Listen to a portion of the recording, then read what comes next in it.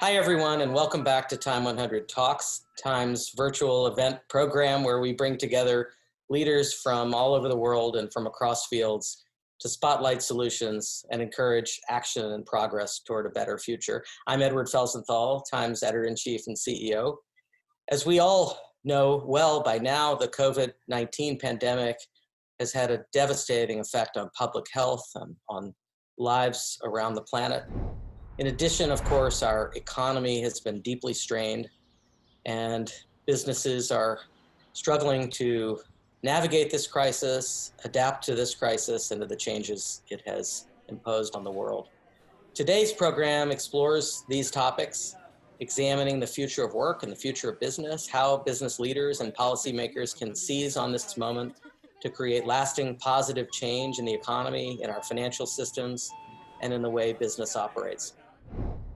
To discuss these topics and much more, we'll be joined by the Mayor of Washington, D.C., Muriel Bowser. She will talk about the steps she's taking to lead our nation's capital out of this crisis.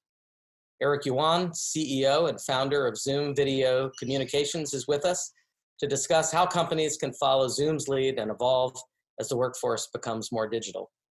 We'll also be joined by Kristalina Georgieva, the Managing Director of the International Monetary Fund.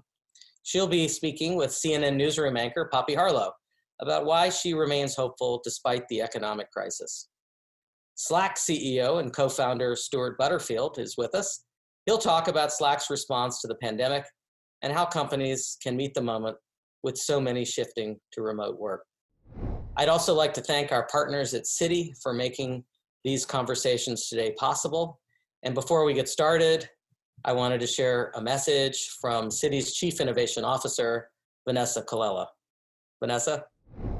At Citi, we spend time thinking about the cultural, behavioral, and technological trends that impact the future of work. During this current pandemic, we've seen all those trends accelerate. In many ways, the future is here today. In this era, companies have to think about how to increase productivity, how to improve communication, how to attract and retain an inclusive workforce, or else risk being left behind. Now to kick us off today, I'd like to introduce Time contributor Kimberly Dozier. She'll be talking with Mayor Muriel Bowser about what's next for Washington, D.C. Thank you, Edward. I'm Kim Dozier, and I'm pleased to be joined today by the 8th Mayor of Washington, D.C., Muriel Bowser. She is also the mayor of a city that she wants to turn into a state, against the wishes of the sitting president. She's the mother of a 2-year-old little girl.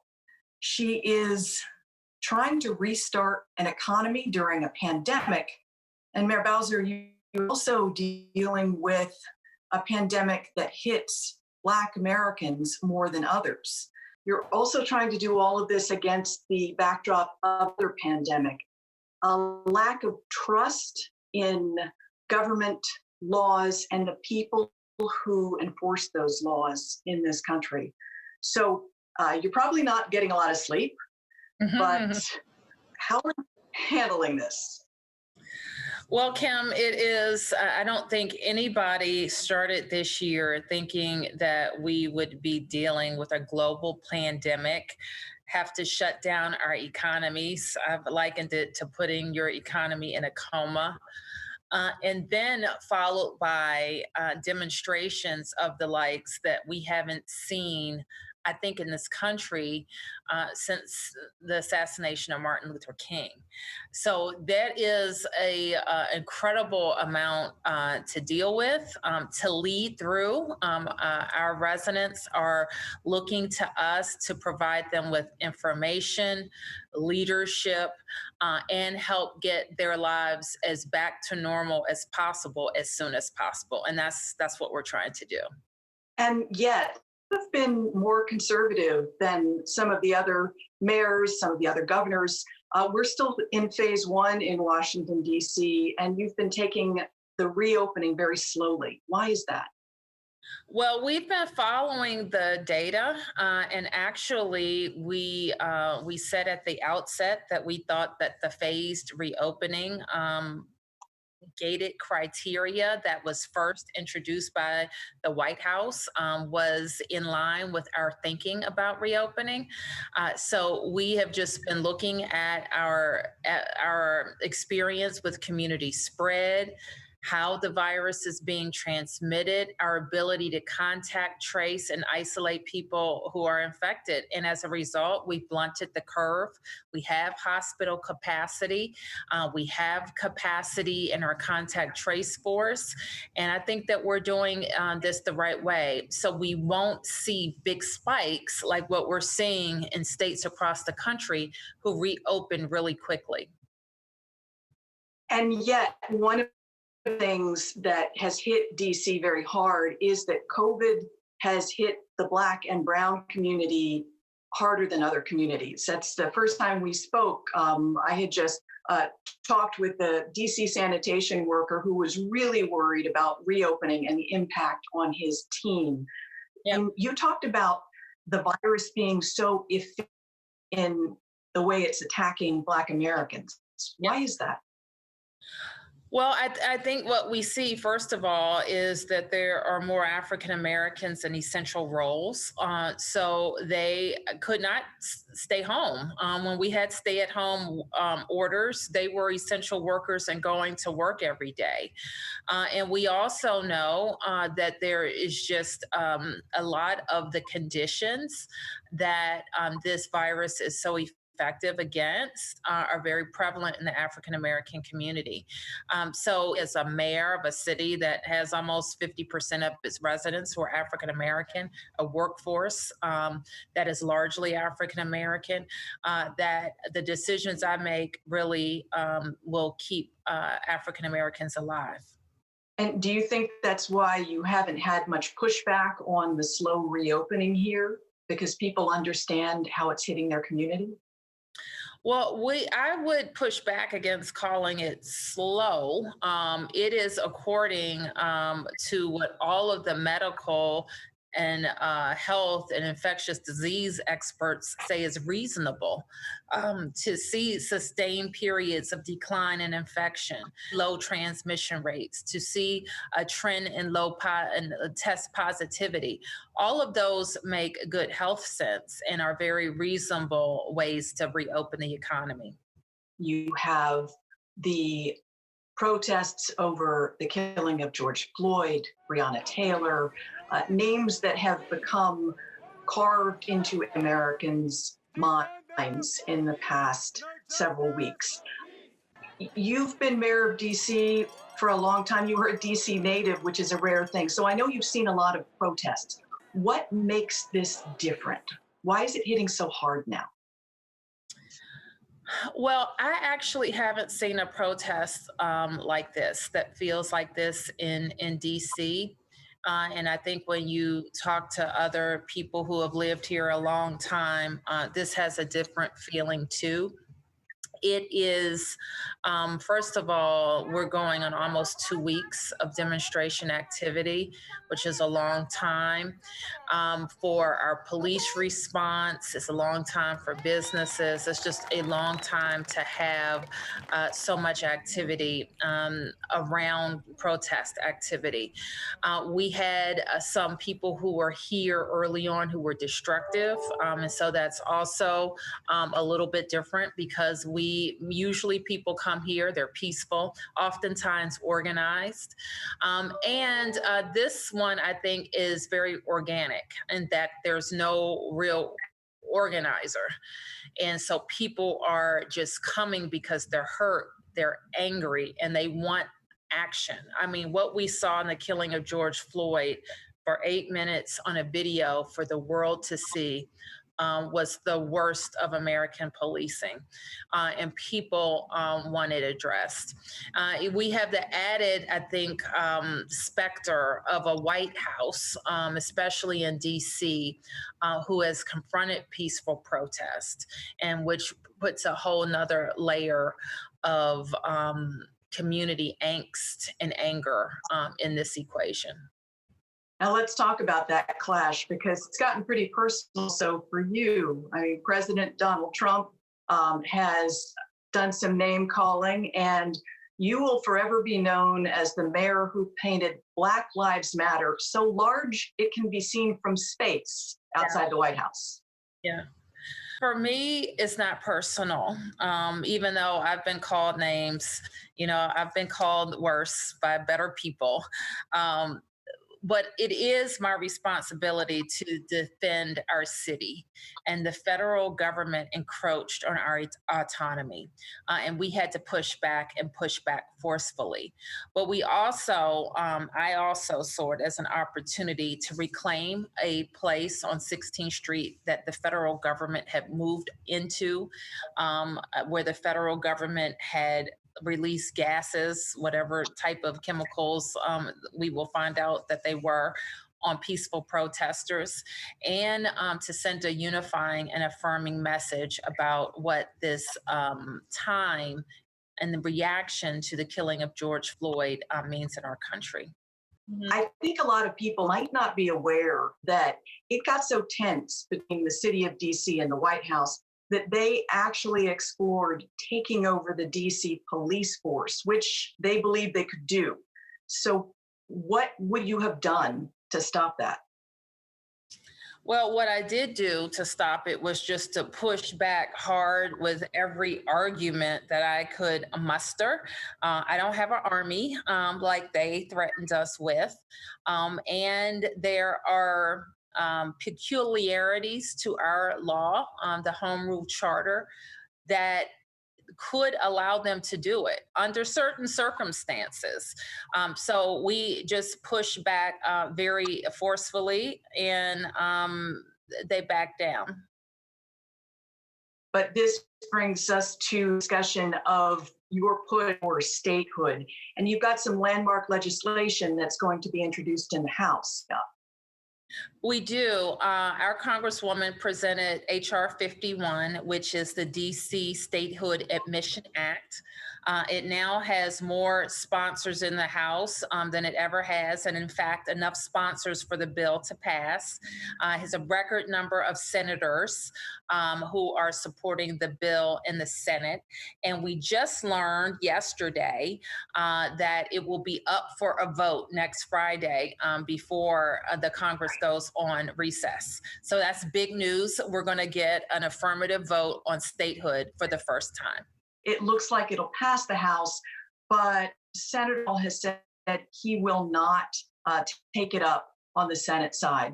So if you get it passing the House, but not passing the Senate, what good does that do for the movement? Well, I think it's a huge point of progress. And we haven't given up on the Senate, and we continue to push Senate Democrats and Republicans to get it on the floor. And that's their job. Their job is to move legislation, and we're going to continue to push for that legislation to be moved. We're clear-eyed, however, that the best opportunity for DC statehood to pass is to have a Democratic Senate and a Democrat in the White House, and be ready to push the new president to move our legislation in his first 100 days. Sounds like you're pretty confident it won't be President Trump. I'm hopeful, but I know that regardless, we have to be ready. And I have to have the district in the position to take advantage of the politically perfect situation. The Black Lives Matter movement has criticized you for calling for a 3% rise in your police budget, as opposed to defunding the police. I mean, why are you pushing for that? And are you doing anything to answer the demands of the protest to beef up other of government, like community outreach? Well, Kim, we are pretty blessed in Washington, D.C. because our taxpayers have allowed us to invest in our progressive values in D.C. So I would put up our city budget in terms of its investments in opportunity programs, like a 3% increase in our school funding this year. Keep in mind, we're talking about a budget where we saw $800 million billion hit because of COVID. We were able to increase our school funding, transform our infrastructure academy that trains DC residents for DC jobs. And the only new police expenditures that we have are for hiring cadets. These are DC residents that we're training to be a part of our police force who have graduated from our high schools. We've made record investments in affordable housing and ending homelessness. So the things that we do in this budget to strengthen our safety net and create opportunities are pretty robust. And what we have done with our police department over the last 5 years that I've been mayor is to make sure that we have the number of officers that we need to keep DC neighborhoods safe. Is there anything from the protesters' demands that you have looked at and said that is worth doing? Oh, meet them halfway. One thing I think is going to be critical for us, and I think that you're going to hear this from mayors and police chiefs across the country. We need to be able to discipline our officers without having to go through arbitration or not having to live with binding arbitration that says that we have to keep a bad officer. So there are a lot of personnel, labor, and accountability issues that have been ingrained over the years that need to be upended. I think there's also some things that we've done. Now, keep in mind, and the part of the reason I talk about reform in this way is that DC entered a consent decree in 2002 with the Department of Justice.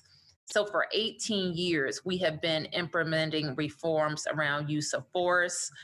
We were recently checked by an independent monitor who looked at our use of force and said that MPD was exercising constitutional unbiased policing.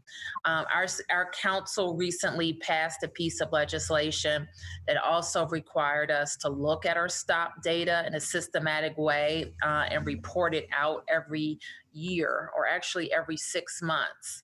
And we're doing that as well, so that we're constantly evolving how we police. One of the questions is that this data show is that more Black people are stopped than their white counterparts. So why is that? Are we able to find out anything about our calls for service or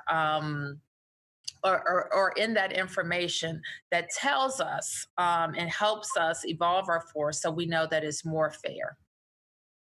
How much more could you do if you didn't have the police union to work with and through? Are they standing in the way?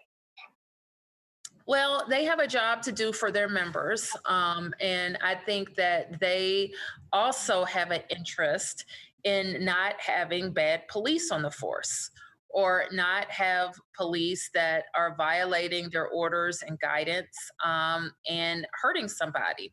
So I think our interests are the same there. And quite frankly, that's the work that we have to do with them to make sure that we're all on the same page, that we want to respect labor rights, but we also need to make sure that people that aren't keeping communities safe, that are making it harder for all of the members to do their jobs, aren't on our forces.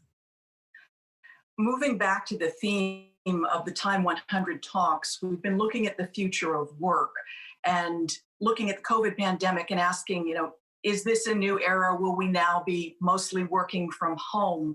But you've also got the special set of circumstances, such a large Black community in DC, of bringing business back in a way that helps minority communities. So when you look ahead to the future, how is the pandemic going to change how you help those businesses?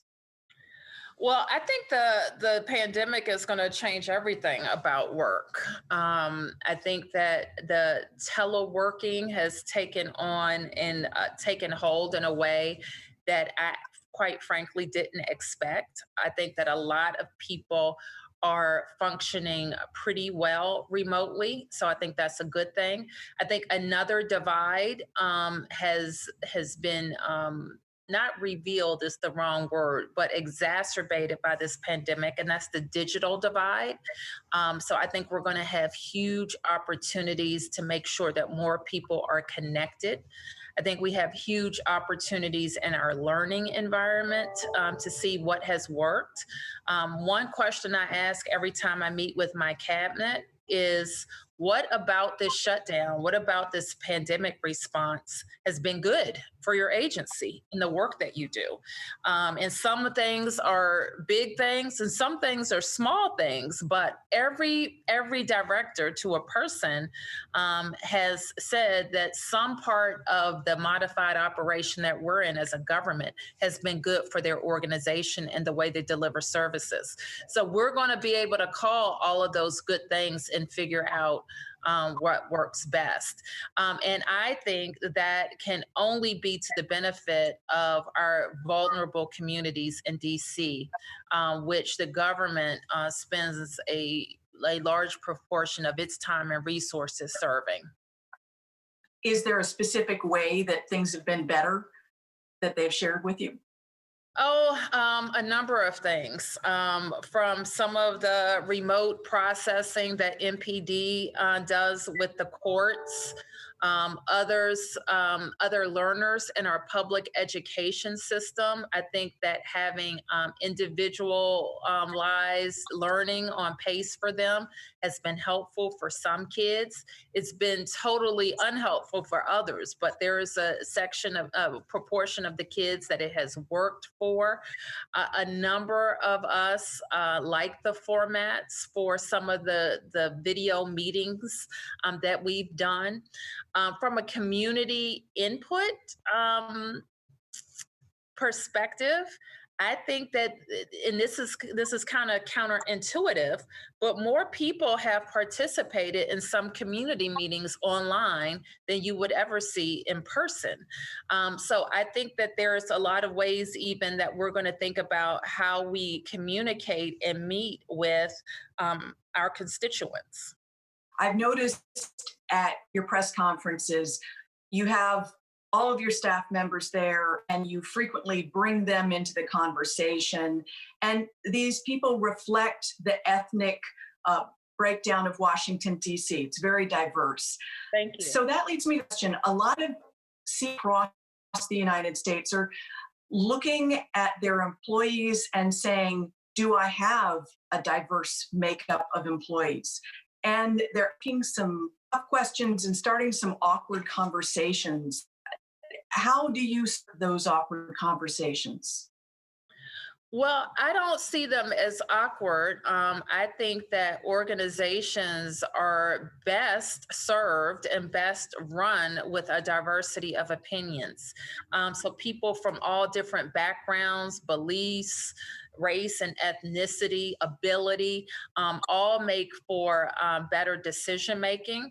I also think it's very important, and I'm in government, so this may be a little different than the private sector, but people want to see themselves reflected in their leadership. And so we are very intentional when we are recruiting.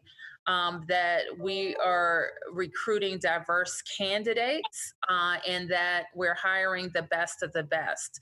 Now, I feel very proud. One thing that I'm proud of as a manager of 37,000 people is that people want to work in DC government. And so we are recruiting just outstanding people, and they know that their work will be rewarded here. And that's why we have a diverse workforce. Does that just mean casting a wider net? Sometimes it means casting a wider net. Other times you have to dig deeper. One area that I know that we have to do better on is we don't get as many applicants with disabilities for jobs at all levels. So we are really thinking about how we are going to do better at recruiting and identifying people to come work for us. We don't recruit as many Latino males. Why? I'm not sure, but we are thinking about how we can go about recruiting outstanding candidates at all levels. We're just ahead of Juneteenth. How would you advise Americans mark Juneteenth? Well, I think a lot of Americans are just now learning about Juneteenth. And so I want them to reflect on what that really means, that enslaved people built this country uncompensated for a lot of years and then suffered through Jim Crow and every anti-discrimination measure that you can, every discriminatory measure you can think of, and what it means for them to celebrate Juneteenth all those months after the Emancipation Proclamation, and how devastating that is. But what's really devastating is the effects of that are still so prominent in the African American experience. Now, we're different in DC in another way, and you won't frequently hear a lot of talk about Juneteenth in DC. Is because we, of course, in DC celebrate Emancipation Day. And slaves in the District of Columbia were emancipated before the Emancipation Proclamation. And so this year we didn't have our Emancipation Day celebration, which is April 16th because of COVID, but we have a very proud history in DC of celebrating that day, which is a tradition that goes back a long ways. So the last question I'd like to bring up is your daughter, Miranda. I got to see her when you came out to visit one of the COVID testing sites you've set up in really hard-hit communities. And it was her 1-year birthday.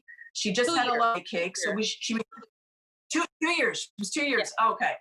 So she just had a lot of birthday cake. So she was really good for about 5 minutes. And then you could tell like the sugar hit. All right. So what do you hope for her will come out of this moment? And what are your hopes for this moment in America? Well, for her, and she's she's 2 years old, so she's not in school yet. And her life has been somewhat impacted because her activities aren't happening right now.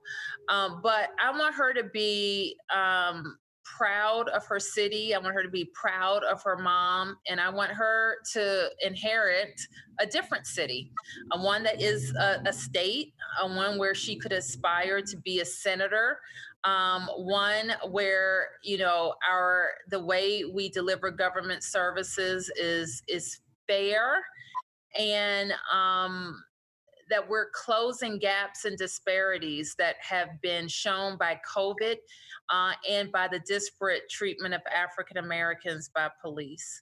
So I feel very strongly that the work that we're doing is for Miranda and her little colleagues that are going to inherit the city from us. Would you advise her to go into politics? I would advise her to go into politics. You better believe it. But I want her to fulfill her heart's desire, not mine. Thank you, Mayor Bowser, for your time and your insight. In a moment, we'll be joined by Time Senior Editor Haley Sweetland Edwards, who will be in conversation with Zoom CEO and founder Eric Yuan about the evolving future of the more digital workforce. A meal is more than just food. It's comfort, hope, and for many, a livelihood. That's why Citi is partnering with World Central Kitchen, who have transformed the way we feed our communities during the pandemic. By connecting people who need meals with restaurant and delivery workers who need to earn a living, they can help struggling restaurants and fight hunger at the same time.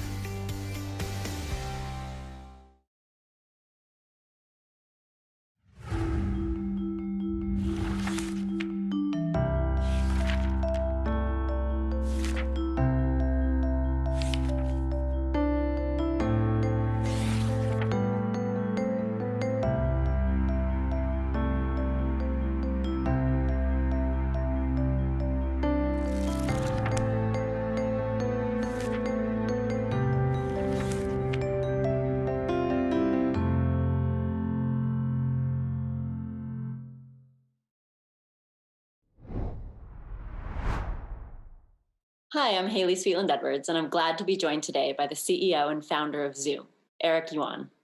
Thanks so much for making the time to be with us today. Thank you, my pleasure. So, Zoom, let's just start with the obvious. In December, Zoom had 10 million daily participants, and in April, it had 300 million. That's a 30-fold increase, and the result, of course, of COVID and the way it transformed all of our lives. But why do you think it was Zoom that captured the public's attention instead of, I don't know, Google or Skype or one of the other entrenched players? So we started a company in 2011, and our employee, we were just laser focusing on video collaboration.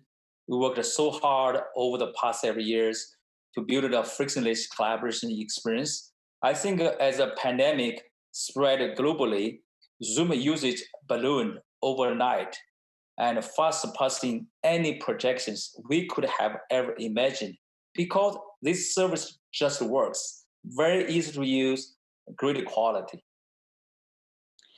So those people who were using Zoom 6 months ago as a business meeting platform, and recently it's become an everything platform. My friend got married on Zoom recently. We had our son's birthday on Zoom. There are religious services on Zoom. Does that make you think about the product that you founded differently? I think one use case I'm so proud is Zoom marriage is legal in New York. When we started, we focused on business customers, enterprise customers, but now we truly open it up to so many first-time users, a lot of brand new use cases. We feel very proud. We really care about every user. So that's why we are working harder and harder to serve all different use cases now. So obviously this has just been a massive global paradigm shift, and that comes with all kinds of opportunities, as we've talked about, but also challenges. And one of the biggest challenges is security. After initially considering offering end-to-end encryption only to paid users, Zoom just announced that the technology will be an advanced add-on for everybody. So how did your thinking evolve on that? So first of all, our company culture is to deliver happiness. We really care about our customers. We listen to our customer feedback, very carefully. So initially, when we talk about end-to-end encryption, by the way, it is just an advanced feature. So by default, we use the AES 256 GCM encryption. And however, we would like to offer an advanced option, essentially to give you end-to-end encryption. But with that, some features you cannot use it, like you cannot use a phone to dial in. Our initial thought is only to give the paid users because we cannot identify who those free users are. But based on the feedback, we figured out a way to identify those free users, meaning you can use your phone number or SMS verification. With that, we can offer this advanced feature to all users. This is another example. We are very, very committed to listening to our customer feedback and make a change to deliver happiness to our users. So is that starting now, or are you rolling it out in stages? Yes, in July, we are going to start offering beta to our customers, meaning when we offer the beta, free users, pro, and paid enterprise customer, they all will get that feature as one advanced functionality. So one of the things that, it's true of cybersecurity always, but that the good guys are always trying to keep a step ahead of the bad guys. But, the world, financial institutions, governments moving online, this has been and using your platform has been just a major boon for the bad guys. The term Zoom bombers has entered our lexicon. Should users expect privacy when they engage in a Zoom conversation? Absolutely, because Zoom was built to serve very big, large enterprise customers. Actually, we have lots of great security features already built in. Normally, the way for us to work together with our enterprise customers is to work together with enterprise CIO or head of IT to enable, disable some features with a special security configuration. and Zoom have an onboarding process before the customers, they started using Zoom. During this pandemic crisis, we have so many first-time users. And we, even if we have all those security features, they may not know it. That's why we listen to our customer carefully. We enforced a lot of security features by default, like a password, a waiting room, disable some features. And for the very sensitive meetings, we can enable meeting registration as well. So essentially, because we care about the customers, that's why we double down on our privacy and security effort. We even decided to freeze any new features for 90 days. To really care about our users. So for 90 days, you're freezing new features and focusing exclusively on security. Is that what you're saying? That's right, security and privacy. I give you one example. Some features that were built for serving a lot of enterprise customers, it worked very well over the past several years. But when it comes to first-time consumers, you might have a privacy, violation, right? So we need to disable those features. So again, we are going to leverage this 90 days time window to review every process, every the business practice to make sure everywhere, every corner, we are very secure.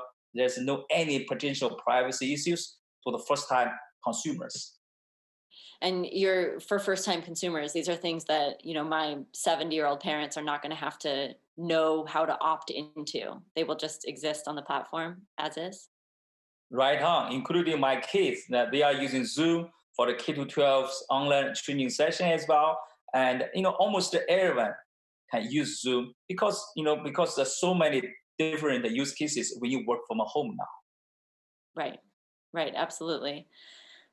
So speaking of so many Zoom cases, as we discussed, people are using this platform for everything. People have multiple Zoom meetings a day. And I've heard for the first time recently the phrase Zoom burnout. Is that something that's come up in your headquarters? And what do you think that users can do to prevent and combat that? That's great. Yes, quite often when you work from home, guess what? You might have more meetings. And very often you might have a Zoom fatigue, right? I think we got to, first of all, we got to be aware of this issue, and we got to have a process. And also here, like we always share with our employees, you got to relax. And also we also work together with American Heart Association, right, to help those users and make sure always relax. Take a break, and from a computer, right? Spend more time with your family, with your loved ones, and also we have a hashtag, take a break. I think we do all we can to make sure customers they feel comfortable, even if they have several hours, the video sessions like Zoom. Mm-hmm. So Zoom is working with the American Heart Association. Is that what you said? Yes, exactly. To do what? So we work together to promote, how to relax and how to care about those users. Because when you work from home for too long time, you might have anxiety, depression. What's the best practice to help those users? Mm-hmm. Is there a single, you said step away, spend time with family. Is there a strategy that you use personally? I imagine you spend quite a bit of time on Zoom calls. Yeah, so in between Zoom calls, I always, go to my backyard and take a walk to think and relax a little bit. And I try to not have too many back-to-back meetings. That's very important. Yeah. There's a lot of talk about, COVID-19 forever transforming our workplaces. Now that we've gone work from home, we're never going to go back. Or at least a lot of the, millions of white collar jobs that people can do from the computer. What do you think is the biggest challenge that employers will have to overcome while becoming less tied to physical workplaces? I think that, first of all, you needed to give employees a very good, consistent tools to make sure there's no productivity loss, make sure always connected, also very secure, right? That's number one thing. Number two things, you got to spend a little bit more time to engage with your remote employees. quite often they cannot see each other. Even with video conferencing can help a little bit, but you still cannot replace that experience with a face-to-face meeting. And also you need to do more. As every business leaders, you got to spend more time, engage with your employees, do more surveys to really understand, listen to their feedback, and do all you can to care about every employee. So globally, talked a little bit about the US, but globally there's many challenges to what we think of in America as the cornerstone of our country, the freedom of speech. And many US-based tech companies have struggled to reconcile their commitment to free speech with a global platform. In a June press release, I believe, Zoom announced plans for their technology, for Zoom, to comply with local restrictions in different countries, including those imposed by the Chinese government and elsewhere, and block individuals from participating in meetings based on location. Can you tell me about that decision, how you arrived at it? Yeah, first of all, we serve and for almost more than 80 countries, and because this is the first time global video collaboration, right? Almost users coming from all over the world, and they use Zoom. On the one hand, we needed to make sure comply with the local laws. On the other hand, you are so right. We are an American company. We truly promote free speech. And now actually we do all we can to look at if there's a conflict. We want to make sure and we stick to our value, rather than just for the revenue opportunity. On the one hand, we want to make sure every user is happy. On the other hand, we do all we can to promote free speech. This is very important. That's our value. Mm-hmm. So when Zoom made the decision to comply with local restrictions, including those imposed by governments that don't respect free speech, it was on the grounds that having the platform would be better than not having it? Or what was the grounds of that decision? So essentially, recently, we hired a lot of people, also the third-party consultant, a lot of, the companies, and also we talk with, try to help us as well. Essentially, you see, like there's some local laws, right? You see, like you can block the participant from that specific country to join. However, also we also have our value, right? No matter what, like a CSAM, probably we help with the local enforcement because the child, safety is very important. If any other things, we are not going to collaborate because this is different. We open and we promote free and open speech, and they can only block the participant from the specific country to join. Other than that, we do not do anything because this is our company's value. Mm-hmm. Mm-hmm. So what responsibility, if any, do you and other tech leaders who oversee communication platforms have to political speech in particular? Do you feel, is that something you think about on a daily basis? Yeah, so again, I'm a more like engineer over the past many years, really focus on product, but I learned a lot recently and also study now. I also personally will get involved and learn a lot of things about this. I think like a political speech, open speech is part of the, this is freedom, right?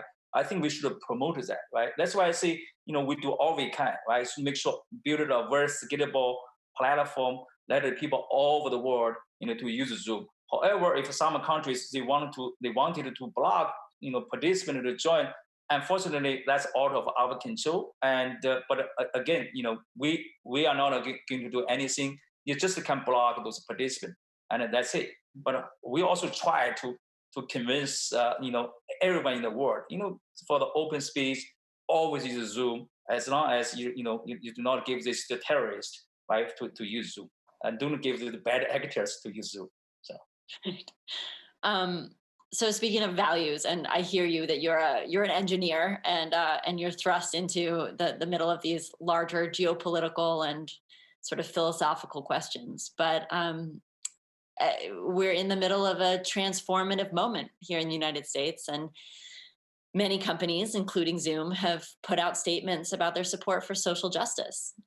What role, in your opinion, does Silicon Valley have to play in these conversations about social change? Yeah, that's a great question. I think Zoom recently hired Damien Hooper Campbell to be our first chief diversity officer. And he is going to lead the design and implementation of Zoom's global diversity and inclusion strategy. It's very important, right? You have a culture where you embrace diversity and inclusion. And also he will help Zoom, to build on our efforts to date, including a company-wide inclusion, training program and employee resources groups. I think every high-tech companies, I think we take that very, very seriously, right? And I think we should be on the forefront of this, focus on justice, do all we can to care about the community, to care about the society, make our community and society a much better place with more justice. Yeah. What do you think? I mean, the first ever chief diversity officer, what are his action items that he's putting in place at Zoom? Is there anything actionable that you guys can take control of? Yeah. So, first of all, and he's, he already organized some meetings, listen to our employees. We invited all of our employees from from Black community and sit down, listen to them, read and stand. The first is and listen and stand. And also he's going to help us, to build a program or strategy, how we can do better, right? For more inclusion, a more diversified employee base as well. And also he's also responsible for establishing Zoom's university recruiting program and initiatives, right? We should hire more and more engineers and more from universities with a diversified background. We are very excited, with his guidance.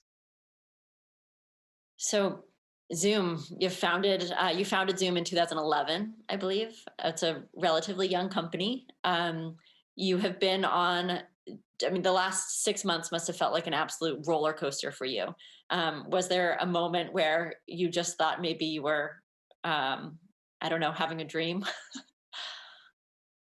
Yeah, every day when I wake up, I always think about one thing: how to make sure our employee happy, how to make sure our customer happy. Because this is is a time where we truly feel proud. How to help people stay connected. Suddenly you feel like you are working so hard on something. Your dream is started coming true. That's why no matter what, I feel very excited. I'm fully recharged every day. It feels like you're part of the big dream is going to come true. And what about 10 years from now? That age-old question. What is Zoom in 10 years? Is it still a video platform, do you think? We believe that video collaboration or conferencing service like Zoom can deliver a better experience than face-to-face meetings. Imagine a world where in 10 years, maybe 15 years, you and I have a call. Maybe any two person in the world, they can have a call. They can speak a different language with AI real-time language translation. And the first time I have a meeting, I want to give you a hug, and you feel my hug and handshaking, virtual handshaking, and you're drinking the coffee. We can support digitalizing the smell. I can enjoy the smell remotely. I think that those cool features will truly, enrich the video collaborating experience. You will feel like you really do not need to get it together physically. That's the word. That's why we are very excited. We are not there yet, but the future is bright. Do you think that future of us being able to shake each other's hands virtually and speak other languages to each other and hear each other in our own language, do you think that's 10 years away? Maybe 15, but someday it will for sure will happen. So, wow. Well, that's a vision for the future. Eric, Yuan, an absolute pleasure to talk to you. Thank you so much for taking the time out of your day to be here with us. Thank you for having me. My pleasure. Thank you. Thanks, Haley, and thank you, Eric Yuan, for your time today. Now it's my pleasure to welcome Poppy Harlow, CNN Newsroom anchor and host of the podcast Boss Files with Poppy Harlow. She'll be joined by the managing director of the International Monetary Fund, Kristalina Georgieva, for a conversation about the economic downturn and why she remains optimistic. Edward, thank you so much. And thanks to everyone for being with us today. It's quite an honor that we have a chance to speak to the managing director of the IMF, Kristalina Georgieva. Such an important time, Madam Managing Director. Thank you for being with us. Well, thank you very much for the opportunity to be with you. You know, this really seems like your moment that you were meant to lead. So much of your fight, so much of your upbringing has been around equality and being a voice for the most poor in countries and for the most poor countries. You spoke about this crisis as a crisis like no other in a speech you gave not long ago. And you wrote on LinkedIn earlier this month, a crisis often brings out the best in people. This is happening already. You are approaching this from a position of optimism, and I'm hoping you can tell us why. Well, it is really a crisis like no other. It is massive with great deal of uncertainty, truly global. We have now 170 countries finishing 2020 with smaller economies than they started the year. But it is also response like no other. And I would say opportunity like no other. In terms of response, what we have seen is remarkable. In very short period of time, countries lifted up their fiscal measures to prevent people, especially the most vulnerable, falling into the midst of this crisis in despair. And central banks have poured enormous amount of liquidity. All of this has put a floor under the economy that we consciously, like never before, put on standstill. These actions have been well coordinated within countries and actually well coordinated among countries. And they benefited not only their direct recipients, but also they had positive spillover impact for emerging economies. And let me give you one example. In March, I was so worried of what I have seen as outflows of capital from developing countries. Yeah. $100 billion leaving in weeks. In April and May, countries could go back to markets, raise money because of this abundance of liquidity. But only countries with good fundamentals. This is one hearing that we are putting from the crisis. Do the right thing in good times so you can face bad times. Sure. And then why I think of the crisis also as an opportunity? Because we will have to put into action massive fiscal stimulus to revitalize economies everywhere.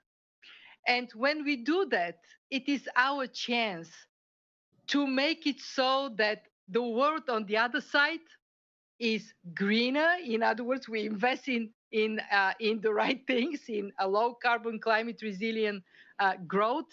It is smarter. We make sure that digital is for everybody. It is not just for you and me and the privileged in advanced economies. And most importantly, that it is fairer, that we put distributional impact as we move forward in a way that protects our society from the most terrible scarring, the scarring of poverty and inequality. And I hear in many countries, Europe, New Zealand, in some developing countries, voices that say, yes, we can do it. We can make this to be the great revival of our times, rather than the great reversal that it may risk to be. That's a great way to put it, the great revival, not the great reversal. And you say we can do it. What must we do? What must the US do as a leading economy in this? And what must the global economy do to make sure that we come out of this not the same on the other side, but in fact more equal? I mean, you for so long have been a fighting voice for gender equality. Melinda Gates told me a few weeks ago Yeah. how concerned she is that this COVID crisis will set women back further. And the data is already showing that it is affecting women more. More of the housework, the childcare is falling on women. There is concern that when we do go back to work, if you will, many women won't be able to go back if there's not adequate childcare. How do we ensure that it is more equitable on the other side? Well, we can only do it if we are focused on the policy measures that put in place will shift us in the right direction. It is not going to fall from the sky. And we know what these policy measures ought to be. One, we know that for us to be in a better place, growth has to resume. We are not going to have a more prosperous world if we fail to inject this critical momentum of growth that is not only happening, but is happening in a more inclusive manner. In other words, pay attention to the small and medium size companies. Make sure they don't go massively in bankruptcy. Protecting the vibrancy of the economy is truly paramount for everybody. But then make the second step. Think about measures that can gear us towards more equality. One of these measures, we know it, is how we spread the responsibilities for our future. Let me give you one example in this crisis. Digital is definitely the winner. By any standard, it looks like the digital transformation is being accelerated by the pandemic. Some experts say possibly by 2 or more years. Well, if digital is the big winner, how is this winner going to help that we don't have parts of our society falling behind? We have to think about the role of taxation in a world in which parts of the economy are going to do much better. And we know that we have people that do much better. But then also how we put the right incentives for companies to be inclusive for women, for people of different minorities out there. We know that this issue of inequality in the US, it is right now about racial inequality, but it is broader than that. And we know that we have learned what are the policies that can be put in place for the world to be more inclusive. And last but not least, let's not forget that together, more integrated, we do much better. There is one worry on my mind, which is the fate of trade in the post is still early to say, but in this world out there, we ought to protect our ability to get richer because we collaborate economically and we trade with each other. It's so simple. The lesson of history is so simple. When we trade, costs of what we produce go down, incomes go up, and poverty retreats. Sure. I mean, the US has seen the example when you talk about the Great Depression and how it was exacerbated by increased tariffs and Smoot-Hawley and increased protectionism. And you've been warning for a while now against that increased protectionism. I'd like to talk about equality and build on that a bit, because we all know every study shows if you have more diverse boards and more diverse leadership, meaning, equal number of women and a minority employment at the top and on the board that actually reflects the society in which your corporation operates, they do better, right? But that's not what we have. And the discussion I'm having with CEOs now constantly every day on our program is, so what are you going to do about it? Ursula Burns, the first Black woman to run a Fortune 500 company, Xerox, told me she is fielding calls left and right from white men leading companies asking her what to do. They have the power to make these changes. You're in favor of quotas. It's controversial, but you think we're at that point where we need quotas for diversity. I'm very much in favor of something that drives accountability for diversity. You can call it quotas, you can call it targets, you can call it goals. Doesn't really matter. What matters is that there is discipline to measure where we are making progress in the direction of diversity. The reason I personally am in favor of setting a quota at senior management level is that unless you get the top of an organization to look like the world, it is very difficult to lift up the bottom. And it is so doable. I was in the European Commission, we call it target. Okay, let's use this softer word, target, 40% women in senior management, when the percentage was around 4-5. And my first meeting on this topic, my staff gave me 15-minute presentation as to why this cannot be done. Cannot be done, too difficult. So I sent them back. I said, very interesting. Now go back and come with a presentation that tells us how it is going to be done, because it will be done. And Poppy, it is done.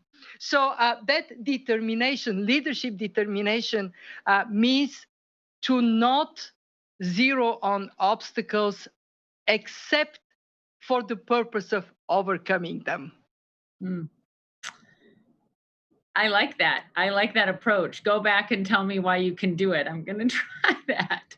I'd like to spend a bit of time focusing on solutions in your mind. We're seeing it play out in the streets of America right now, but this is a global crisis in terms of racism and racial inequality, and what we're maybe finally going to do about it. When you look at the numbers out of the Federal Reserve just in the United States from just a few years ago, 2016, the median net worth of a white household was 10 times that of a Black household. I'm from Minneapolis, Minnesota, where this all began with the killing of George Floyd. And I grew up seeing the disparity there that is replicated across the country. And I wonder what solutions you think there are to that from the ground level up, not just elevating minorities, which we need to do in corporate America, but what else is our responsibility at this point?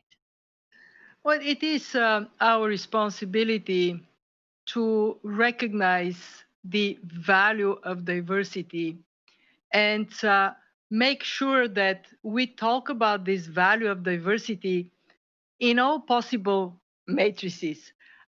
For me, in my job, it is the economics of diversity. Why is it that more diverse societies, companies do better? And show it relentlessly, stay on message, repeat it as many times as it would take for the message to sink in. We also have a huge responsibility to recognize that inequality, exclusion, it affects everybody. Even the people who are doing well are doing less well because the society so stupidly doesn't tap into the talent of all its people.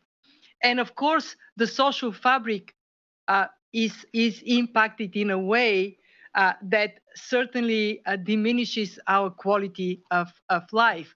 And I am more in favor of making this case not just on the basis of values, although values matter. Who we are matters, but to make it in a way that people can say, oh, this is actually good for me, even if I am from the privileged minority. Longer term, I'm better off if society is inclusive. And the research of the IMF is very interesting in this regard. We have shown that more inequality, all other things equal, actually damages growth prospects, and in the end is a cost that one way or another societies bear. Could you speak to the poorer nations out there and about our responsibility for emerging economies. For people don't know, you're the first person from an emerging market economy to lead the IMF. And you have a unique perspective on this, watching your mother, for example, in the 90s lose her wealth, her savings overnight in the currency crisis. I mean, we have seen actions, we have seen the suspension of debt service payments to these countries, but it's going to take a long time. I mean, if the Federal Reserve is saying we're not going to get back to normal for a matter of years here, and that's the United States, for emerging economies, I think it may be even more protracted. Yeah. Well, I take my origins, where I come from, extremely seriously as part of my responsibility in this crisis to have not only analytical understanding of problems countries and people face, but also empathy and emotional understanding, and making sure that my institution leans forward with everything we have, especially to support the most vulnerable. Poppy, in 7 weeks, we have provided 70 financial lifelines to countries that so much need it. And this has never happened in the history of the IMF. And as we have done it, normally we would have complicated story of conditionalities. This time, we ask only 2 things. Please pay your doctors, your nurses, make sure your hospitals work, and please help the most vulnerable parts of your economy and your most vulnerable people. When I look at the future that affects all of us, the uncertainty within which we operate, but the future that is going to be, it would take time for us to rebound fully. We are projecting 2021 only partial recovery from this crisis. Of course, I worry about the countries and the people that are least suited, and therefore what we do is to mobilize attention to these people. And I want to praise the United States in the $2 trillion package that Congress approved. There were also components to make the IMF stronger, to give more resources to development banks. And that is formidable. We have to do more of this, acts of solidarity. And then my job is to make sure that the taxpayers' money, the country's own and those that come in support, they are targeting a more productive, pro-growth, but also pro-poor development. You said when we come back to where we were, I actually hope that we will build forward, that the future would be fixing some of the problems we had in our past. I certainly hope so too, especially for the little ones you see behind me. My 2- and 4-year-old, I hope that they are in a world that is not the same now, but more equitable, certainly. Let's talk about that in a more holistic approach, if you would. Not just financial targets and getting GDP back to where it was pre-COVID crisis, but is there a value in economic policy makers prioritizing more holistic targets, right? Like social and environmental targets. You talked about a greener world, and not just growth targets. Definitely. We have to think of sustainable and inclusive growth for the future. Sustainable meaning that we recognize our Earth is not unlimited, and the pressures we have put, especially in terms of climate change, unsustainable. For those who don't like the pandemic, you're not going to like the climate crisis either. It would be destructive to a point that may reverse poverty dramatically. I actually see that as a critical objective of the growth of the future, to be one that is low carbon and climate resilient. And we also have to think of growth as being smart in a sense that it is based on investing in the most precious capital we have, which is us, investing in people, education, healthcare, social protection. These are not feel-good spendings. These are hardcore investments if we are to have an economy, strong economy to rely on. When we had the global financial crisis, as you remember, at that time, we zeroed on the banking sector and we actually fixed it.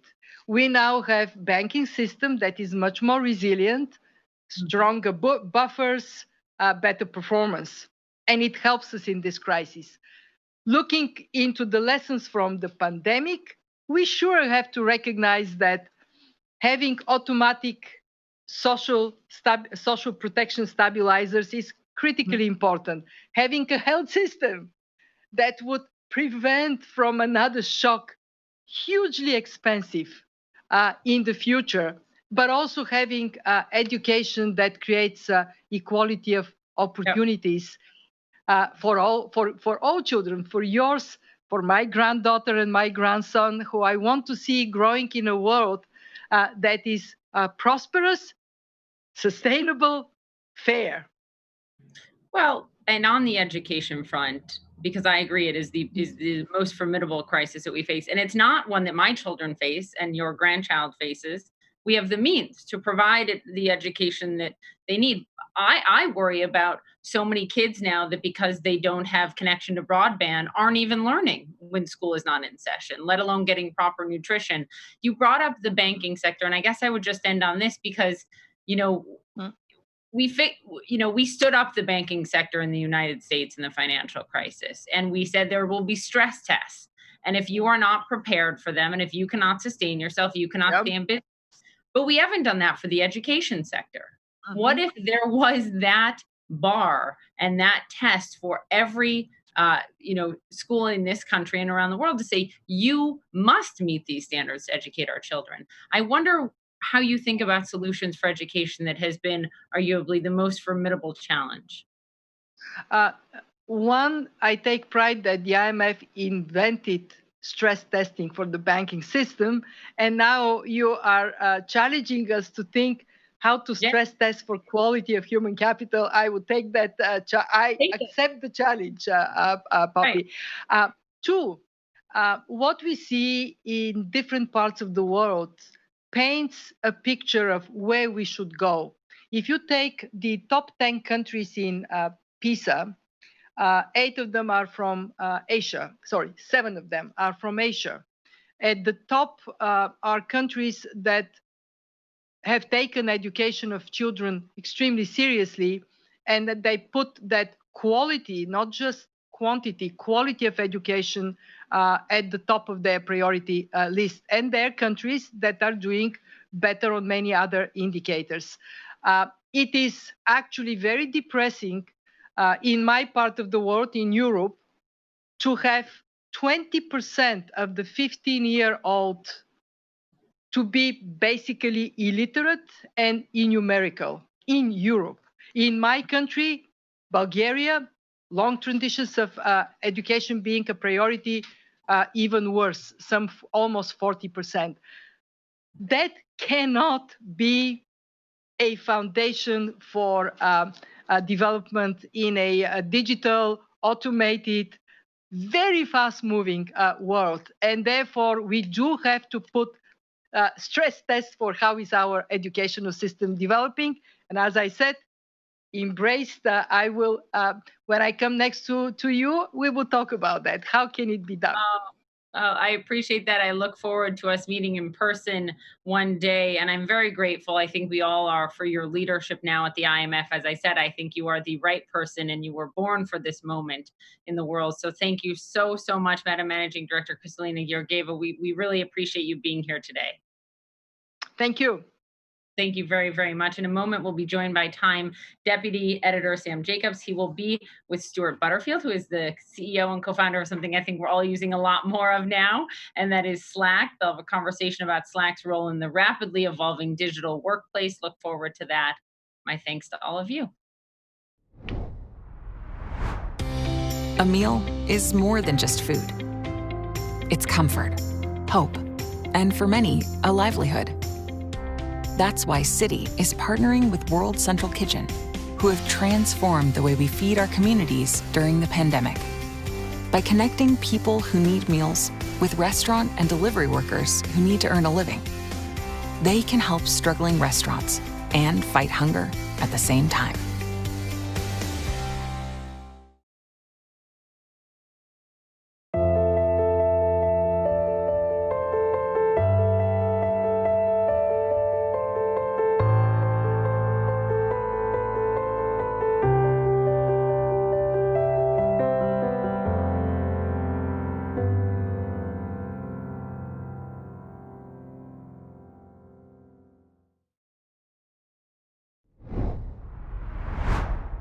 Work today is changing faster than ever. One of the companies behind that transformation, Slack.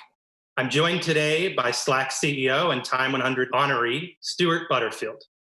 Stewart, this is a conversation about the future of work, but I want to first start by looking at the recent past. Let's go back a few weeks and look at what happened in March. Slack, like lots of companies, was scrambling to operate while the coronavirus lockdown was shutting down its offices. At the exact same time, Slack saw record usage rates. Take us back and explain what that week felt like. It's funny, we have a board meeting coming up this Friday, and I realized that the last meeting we had in an office was Thursday, March 6th. I could be slightly off on the date, but it was definitely a Thursday. And after the board meeting had ended, we got informed by one of our employees that the CDC had contacted them and said that they were potentially exposed. Now, thankfully, they weren't infected in the end, but because of that, we decided to shut down our office for the day and do a deep cleaning over the weekend. But in the 72 hours between that decision and Monday, everything changed. We decided that we were going to close offices and everyone was going to work from home. So it's just really incredible how fast that happened. In the couple of weeks that followed that, huge rush of adrenaline inside the company. Obviously, there's a lot of anxiety for employees and for customers and for everyone, both about the health impact and the economic impact. But meanwhile, we were facing this real increasing usage. I think the positive part of it was in those moments of crisis, I think humans have a really strong instinct to try to be of help. They want to be of service. And there was an opportunity for our employees to actually pitch in there. There was record numbers of people writing in with questions. We started doing one-on-one consultations with anyone who wanted it. And I think that gave us really something to do that took our minds off of the anxiety and allowed us to better serve our customers. How does it feel when the fate of the world and the fate of your company seem to be moving in opposite directions? It's really interesting. I was born in 1973, so that was stagflation. My father was a real estate developer, and so in 1982, when interest rates went to 18%, like every other real estate developer in the world, he went bankrupt. I graduated from high school into a pretty bad recession in the early 90s. I worked at dot-com crash. I personally held shares in Lehman Brothers over the weekend that they went bankrupt. And I've been through a number of these cycles. The severity and the asymmetry of the economic impact is really interesting here. So, obviously a lot of businesses felt it upfront, travel, hospitality. Some businesses, I guess, like ours, actually saw an increase in customer activity and in sales. And then a lot that were kind of neutral. And I don't think we see the true impact show up until it trickles down. So while we're 100% occupied with, serving customers, improving the product, and all the things that we should be doing to operate the business, there is a lot of uncertainty, and human beings hate uncertainty. But both customers, investors, employees, I'm no different. So really trying to hold on to the things that we are certain about and to try to make decisions as quickly as we can when we have the available information. It's kind of a different mode of working and a different way of operating. What are your customers telling you today about the state of the economy? Can you share a little bit about their view and what that tells you about the future? Well, we have 122,000 customers, so and they're all around the world. Some of them, as small businesses, have either gone bankrupt or at least kind of shut down for the time being. we've seen on the one hand, enterprise customers who are proceeding much more aggressively and making decisions much more quickly to adopt the platform. And on the other side, people who are trying to defer some decision making, starting to see some kind of lockdowns on budgets and spending. And then for the vast majority, who are obviously small and medium businesses, this is starting to see like a less expansion, or the expansion that we would have normally anticipated happening across all customer cohorts doesn't show up in the same way. So the signal seems like where there aren't layoffs, there are hiring freezes. Customers are not growing as quickly. And when our customers feel pain, we also feel that same pain. Have you considered, perhaps when the lockdown ends, keeping your offices permanently closed? I don't think permanently closed, but definitely a real shift in how we work, and the number of employees who would be remote, and the degree of flexibility for those employees who live in a city where we have an office about how much they come in. And I think that's good, and I think it presents a lot of opportunities. But I also almost feel like we don't have a choice, because we exist in a market for talent, and so many of our peers have already announced that they're going to allow people to work remotely, that they're going to have some flexibility. So maybe you come into the office for sequential days, but then don't come back for 2 weeks. Maybe you come into the office once or twice a week, but work from home other times. And you can imagine, like, if every one of the people with whom we compete for talent has said that, and we instead say, well, at Slack, we're going to insist and require you to come into the office. First of all, we would not be, we would limit ourselves to a much smaller pool of candidates. Even those candidates in the cities where we do have offices, so Vancouver, New York, and Toronto, and Denver, and the Bay Area, London, Dublin, Tokyo, and Osaka, those people who want the optionality or have made the decision they would like to move in the future, because a lot of people have decided, I want to be near family, or I want to, I'm sick of living in an apartment, we would lose out on those. And finally, for existing employees, there's plenty of Slack employees who are in that same position. We would risk losing them. So there's an interesting kind of game theory here. Again, I support this decision, and I think it'll be long-term beneficial to the company, but there is a sense in which we don't have a choice. You've said in the past that Slack is made for this moment. Is this because of what you see as the future of a more kind of hybrid working model? It's less, Slack is not designed for remote work specifically, although I think it's really helpful. But the transition itself, the kind of disruption, the kind of dislocating effect of working in one way and then suddenly working in another, is actually the thing that Slack is made for. So in our S1, the document we file with the SEC on the path to going public, we said something like, in a world with an increased pace of technological change that drives change in consumer behavior, which drives change in markets, and globalization that leads to a lot more dynamic economic environment. The challenge, I guess, that is common to all organizations is the ability to achieve some kind of agility, or that starts with alignment. And if you're able to create that alignment over time in a dynamic environment, then you can be agile enough to be successful. And that's what we think we offer. So that's not out of the box. You don't start using Slack and suddenly you're more agile, but it's the most effective tool or instrument for both employees and for leaders to create that kind of agility. So when I said made for this moment, part of that was, the customer orientation of the company and our ability to really step up and be helpful. And part of it was, this is, the most disruptive period in the history of American business, probably. The most disruptive.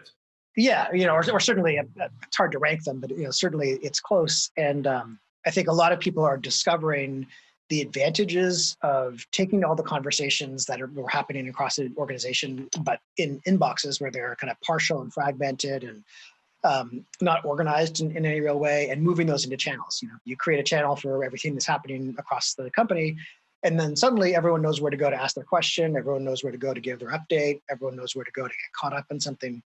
And that has a huge impact when you're working in the office, and obviously, of course, when you're working remotely.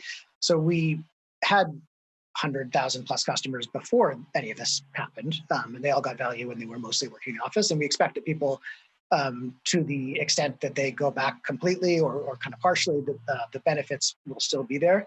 But let me put it this way, I guess, there's a lot of industries that were disrupted. Media is probably the most extreme example, retail, but just the technological changes have had such a huge impact.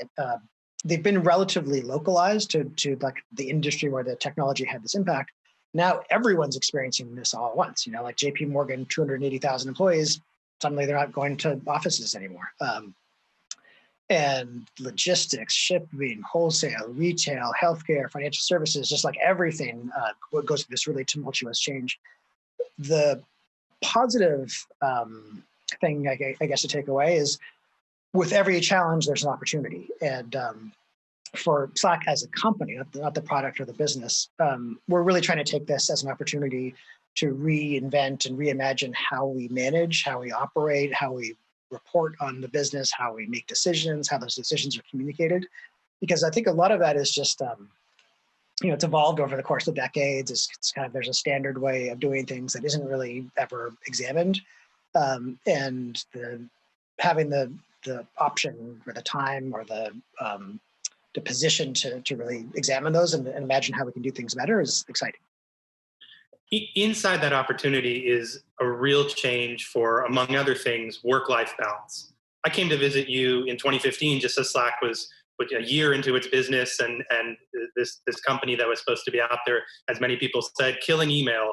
And I'm curious what you think about what has changed. When we talked then, we talked about how unhealthy our relationship was to technology. I'm afraid our relationship to technology has only gotten worse in the last 5 years. Do you fear at all that Slack adds to that problem? No, I don't. So no, I don't fear that Slack adds to the problem. I think it's a more general reaction, and I think the context that you're thinking of is this has been true since the dawn of time, like the domestication of animals and the development of agriculture and everything. But you think back to the Industrial Revolution, we suddenly had this productive capacity that we didn't have before, and it reshaped cities. It reshaped the economy and the labor market. And in the early stages, often really to the worse, right? There was a time when the Charles River and the Thames in London, they would catch on fire all the time because the pollution was so extreme. And every wave of technology both has some real negative impact along with a positive impact, especially until we're able to, as a society or as a species, figure out how to take advantage of it without the downsides. But it also is just, it's different, and kind of by definition, because people don't like change, because people don't like uncertainty, there's a negative reaction. So it's not to say that it's not warranted, because I think it is in some respects warranted, but you can go back to Plato complaining about written language, saying this is going to destroy people's memories. Why would anyone remember anything if they can write it down? You saw similar reactions in the 19th century to newspapers, to radio, to television, to computers, to the internet, smartphones. They're all kind of analogous conversations. And I think the benefits of those technologies largely have been enormously positive on net. It just takes us some time to figure out how to realize those advantages without the downsides. You're describing a number of different waves in history, and perhaps we're at another moment where there's an acceleration happening, particularly what people call a new digital transformation. That's been very meaningful to your space, to the business enterprise computing space, and there's been a lot of change in the last few months, and in that space. One company that comes to mind is Zoom. Are you jealous of what Zoom's been able to accomplish over the last few months? The business results are fantastic. I'm very close to Eric Yuan, the CEO. In fact, I was talking to him earlier this morning and yesterday. Net overall, hugely positive impact on the business. Consumers it's very different than enterprise, let's say. Eric sells, or Zoom sells to a large company that has a big internal IT department, and end users inside that company have a problem, they go to IT, they don't go to Zoom. A solo, accountant works all by themselves, decides to start using Zoom with their clients, and they have a problem with their webcam. Who do they ask? They go to Zoom. But the actual consumer behavior is totally different. And having worked in consumer internet before, obviously Flickr and Yahoo more broadly after that. I'm trying to think of a nice way to say this, but you get the really disgusting side of human beings when you have that kind of consumer scale, that independent actors, all the spam and the scamming and the phishing and the porn and a lot of tools and analysis that you need in that environment that aren't required in the enterprise business. So I think it presents some new challenges as well. And I think Zoom has been extremely capable in overcoming those, but it's an enormous amount of work and it's an enormous distraction. And I think ultimately you have a vision of what you're trying to accomplish for the product, but just for the business. I'm sure that they have a real roadmap. It's not just what you see today, it's what they're planning for the next 3 years, the next 5 years, the next 10 years. And I'm sure that they never anticipated birthday parties and happy hours and things like that operating on the same platform. So I'm not jealous of that part of the headaches that come along with it. Okay, not jealous of Zoom. I want to talk about another player in the space. I think we have to talk about Microsoft. You've said in the past, Microsoft is trying to kill us. Microsoft is something like 100 times the size of Slack as a company. How scared are you of Microsoft? Not scared. Obviously it's a concern. And I think in the early days, let's say 3-4 years ago, there's a lot of internal conversations of Microsoft did X, so what should we do as a result? And I think it's hard for people to wrap their heads around this, but we should be competitor aware, but customer obsessed. And if we thought that something was a good idea 6 months ago, and now Microsoft does something, should we change what we had planned? We shouldn't, right? Because what would we give up of customer value in order to compete? We should always be doing the thing that customers would want us to be doing. Especially like an ideal, knowledgeable, super rational customer. They'll tell us what they want, and they don't want us wasting energy and time on competition. So you look at this picture of Microsoft in 1977. I don't know if you've ever seen it, when they're still in Albuquerque. It's kind of hippies, and Paul Allen and Bill Gates have long hair. And you think about IBM at the time, the biggest, most valuable, most powerful company in the world, and how Microsoft just snuck past them. But later, how at a time when Microsoft controlled everyone's operating system, controlled all the web browsers in the world, had a huge lead in online services. They bought Hotmail and they had MSN, starting to compete with Google in 2001, 2002, 2003, and spent tens of billions of dollars over the next couple of decades, and were never able to do it, even though they were, they had literally every advantage that you could possibly have. And then I'll keep this short, and you can keep going. But 2007, Google pivoting so hard when they realized that Facebook was getting all this traction, and forcing YouTube commenters to use Google Plus for the first time, and maybe the only time ever, promoting something on their homepage that wasn't the actual search results, leveraging Gmail to get Google Plus usage, and it really made no difference to Facebook. So the lesson we take from that is the small, focused startup that has real traction with customers often has an advantage against the large incumbent that has multiple lines of business. To follow that metaphor or analogy, you believe that you'll be able to sneak past Microsoft? Yeah. I mean, we have, right? We have 122,000 customers. We just signed Amazon, who I think is the second largest employer. If you look at the top 10 American companies, the majority of them are using Slack. The federal government, but also the governments in Norway and Sweden and the UK and Australia, Canada. Slack has a lot of success in healthcare, in financial services, in retail, enormous enterprises. So, that's what has happened looking backwards. And when we look forwards and you think about the next 3 to 5 years, I think the opportunity is enormous. And there's plenty of room for Microsoft as well. I mean, obviously they're a hugely successful company.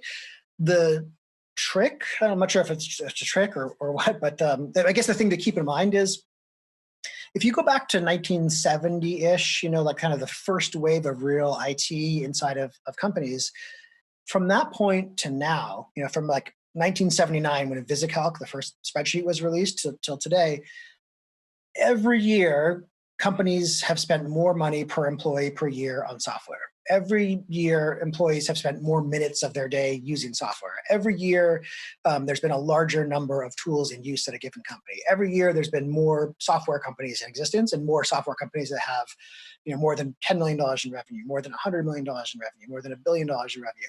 All of those, none of those things stopped this year, right? Those are multi-decade long secular trends that will continue for decades to come. And as that happens, I think there's two things. One is the opportunity, the economic opportunity is enormous. But the other thing that's, I think, really interesting is we tend to automate the things, and this is almost tautological, but you automate the things that are most amenable to automation, right? The things that are simplest to automate. And you automate those things where the gap between the performance of the computer and the performance of the human is greatest. So relative to computers, we're terrible at doing arithmetic. Relative to computers, we're terrible at remembering things. So like those are a lot of the first applications of computing technology.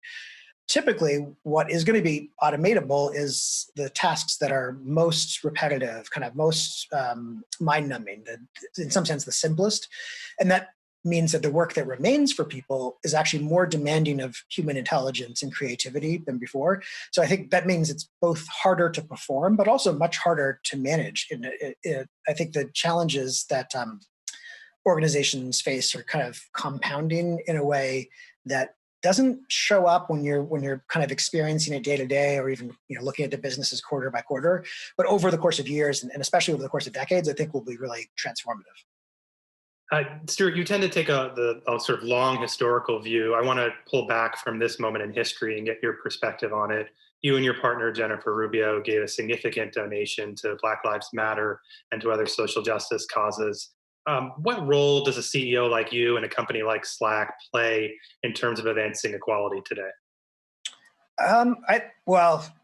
So first of all, obviously, I have enormous power within Slack, right? So don't have that same power at the national level or the global level. But I think it's really important. I mean, obviously, for inside the company, I think there's an increased awareness that maybe CEOs want to remain apolitical, but you can differ on what counts as a political problem. So I think what we saw, not just with the murder of George Floyd, I mean, that's obviously one thing, but in the weeks that followed, the violence on the side of police towards protesters who were protesting peacefully, towards the media, I think it was really shocking and eye-opening. And I mean, you could argue about this, but I don't feel like that's a political issue where there's, one side is the police should beat people with clubs, and that's a reasonable position. And then another position is police shouldn't beat people with clubs, or one position is Black people should be murdered by police regularly. And the other position is that they shouldn't. That's just, it's unacceptable. And I think that the shift that you saw that I believe is really important and will have real impact over the course of history is what counts as acceptable conversation. Like literally, this isn't the most profound example, but one of the things that I've been most kind of heartened by, I guess, in a way, is different brands' Twitter accounts smacking down customers who are responding to their Black Lives Matter statement with "No, they don't," or "All Lives Matter," or something like that. There was one moment where Hulu had posted something in Facebook, just a general statement of solidarity and Black Lives Matter and stuff like that. And one of their customer, or who knows, someone responded saying, "Well, now you've lost me as a customer, and I've talked to 50 of my friends, and we're all going to cancel our subscriptions." And the response from Hulu was, "Thanks for the update from the Klan meeting." That's not something that I feel like they would have said 3 months ago or a year ago. And what's important about it, I think, is it sets the boundaries of what's acceptable behavior, and it kind of demands something. And if you have a belief that you believe to be common with everyone else, you feel much more supported in that, and you feel much more certain in that belief. If you suddenly realize that no one agrees with you, maybe a natural reaction is to be defensive and dig in, but long term, I think you start to realize if everyone else believes something, that's the opposite of what I believe, maybe I'm wrong. And that's required, and most real progress that we've seen historically has come from a real shift in those boundaries in what's acceptable.